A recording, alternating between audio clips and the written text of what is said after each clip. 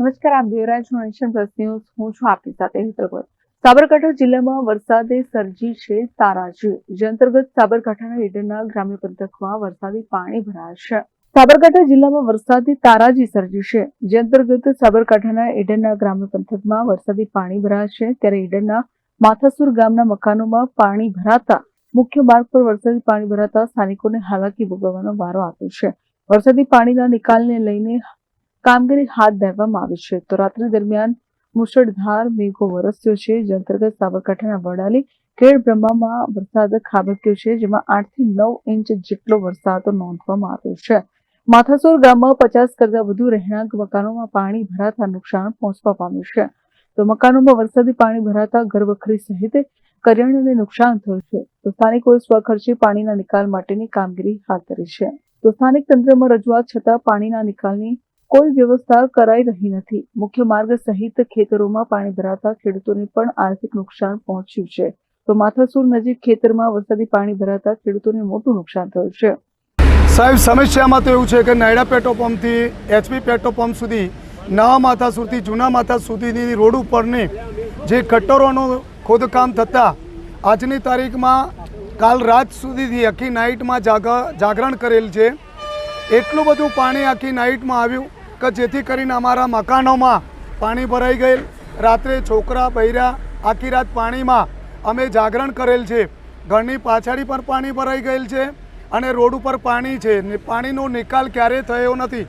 આ ગયા વર્ષે પણ આ રીતે પ્રોબ્લેમ બનતા મામલતદાર સાહેબ અને કલેક્ટર સાહેબ પણ આવેલા અને એમની રૂબરૂમાં રોડ ખોદીને થોડું સાઈડમાં પાણી કરવામાં આવેલ. પાણી ભરાવી ગયેલા. અમારો માલ સામાન, રોધવાનું, ખાવા પીવાનું બધું બંધ છે કાલનું.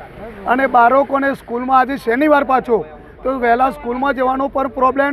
અવર જવર અમારું દૂધ ગાય ભેંસ દોઈ પણ નથી શક્યા. ડેરીમાં દૂધ પણ પહોંચાડી શકતા નથી. એટલું બધું ઘરના પાછળી પર પાણી છે, આઘારી પણ પાણી છે. છેલ્લા 2 વર્ષથી ચાલી રહ્યું છે સાહેબ.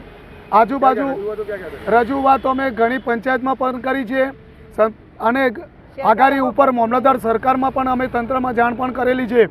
હજી સુધી આનો કોઈ નિકાલ થયો નથી. તો અમારું કોઈ સાંભળતું નથી.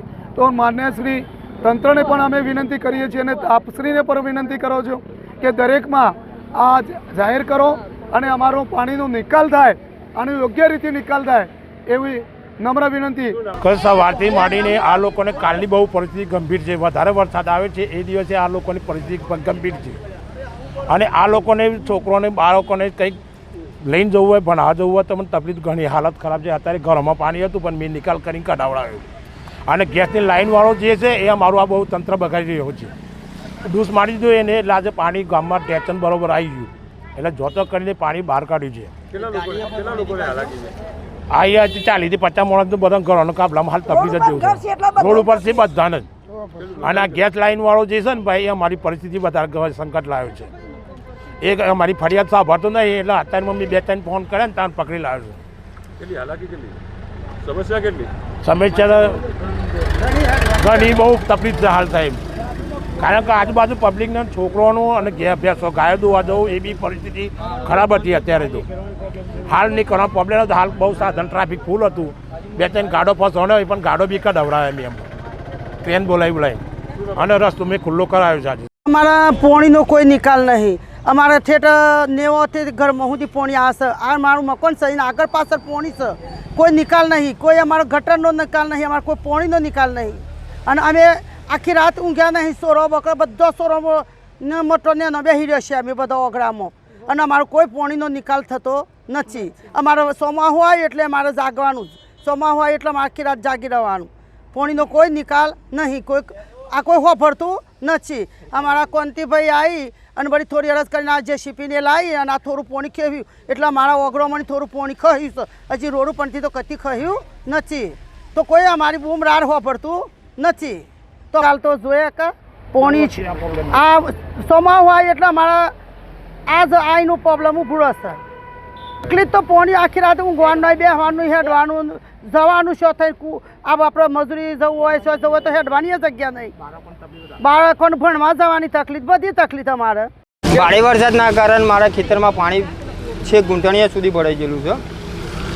તેથી મારા પાકને બહુ નુકસાન છે. હાલ ઝાડ છે એ બધું હાલ ડૂબમાં છે અને બધું ખરાબ થઈ ગયેલું છે નહીં પાણીનું ગામમાં ને અડધા ગામનું પાણી મારા ખેતરમાં હાલ આવેલું છે. આ ગેસવાળા જે લાઈન ગોળી હતી તે એમને માટી ભરાઈ છે તે જાતના ખર્ચે મેં એ પાણી કઢાવ્યું છે. હાલ જેસીબી બોલાવી લગભગ 25,000 રૂપિયા ખર્ચો કર્યો તો એકર દીઠ. નુકસાન બધું જ નુકસાનમાં જ છે. માલ છે તુવર, સોયાબીન, ઝાડ.